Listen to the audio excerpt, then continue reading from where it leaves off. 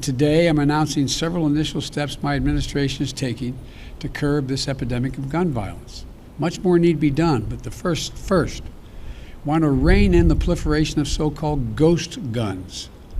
These are guns that are homemade, built from a kit, that include directions on how to finish the firearm. You can go buy the kit.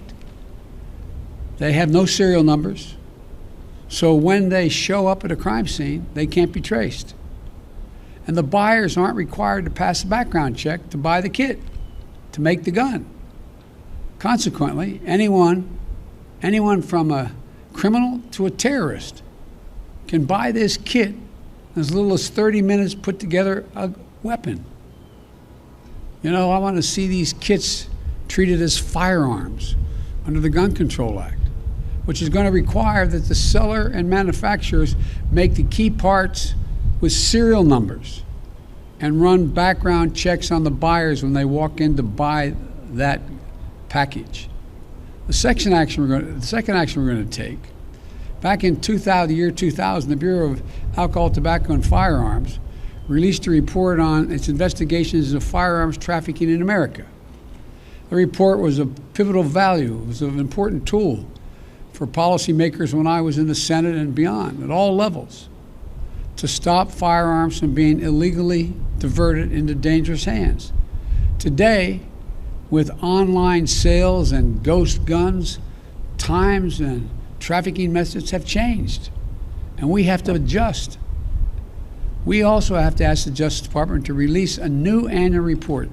This report will better help policymakers address firearms trafficking as it is today, not what it was yesterday. The third change, we want to treat pistols modified with stabilizing braces with the seriousness they deserve. A stabilizing brace shook in a pencil essentially makes that pistol a hell of a lot more accurate than a mini rifle. As a result, it's more lethal, effectively turning it into a short-barreled rifle. That's what the alleged shooter in Boulder appears to have done. I want to be clear that these modifications to firearms that make them more lethal should be subject to the National Firearms Act. The National Firearms Act requires that a potential owner pay a $200 fee and submit their name and other identifying information to the Justice Department, just as they would if they went out and purchased a silencer for a gun. Fourthly, during my campaign for president, I wanted to make it easier for states to adopt extreme risk protection order laws. They're also called red flag laws, which everybody in this lawn knows, but many people listening do not know.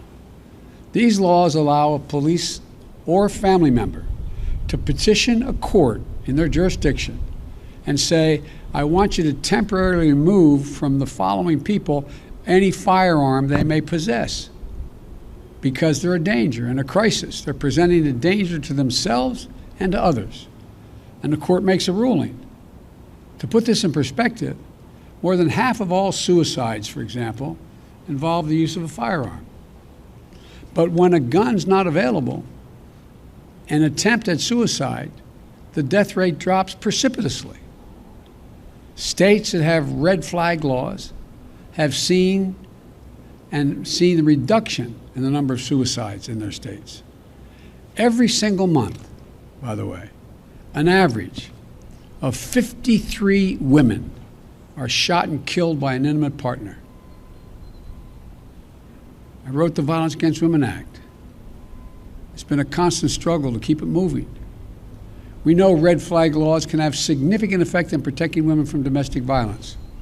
And we know red flag laws can stop mass shooters before they can act out their violent plans. I'm proud, excuse the point of personal privilege we used to say in the Senate, I'm proud that the red flag law in my home state of Delaware was named after my son, Attorney General Beau Biden, our son, excuse me, Joe, who proposed that legislation back in 2013. I want to see a national red flag law and legislation to incentivize states to enact their own red flag laws. Today, I asked the Justice Department to publish a model red flag legislation so states can start crafting their own laws right now.